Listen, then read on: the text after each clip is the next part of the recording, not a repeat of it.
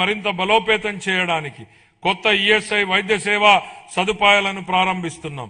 విజయనగరం, గుంటూరు, నెల్లూరు జిల్లాల్లో 100 పడకల ఆసుపత్రులు, కర్నూలు, శ్రీ సిటీ, అచ్యుతాపురం, శ్రీకాకుళం ప్రాంతాల్లో 30 పడకల ఆసుపత్రులు ఏర్పాటు చేయబడుతున్నాయి. తిరుపతి ఈఎస్ఐ ఆసుపత్రిని 50 పడకల నుంచి 100 పడకలకు విస్తరించడం ద్వారా రాయలసీమ ప్రాంతంలో ద్వితీయ శ్రేణి వైద్యుల సేవల అందుబాటు గణనీయంగా మెరుగుపడింది. 26-27 ఆర్థిక సంవత్సరానికి కార్మిక శాఖకు 735 కోట్లను కేటాయించాలని నేను ప్రతిపాదిస్తున్నాను.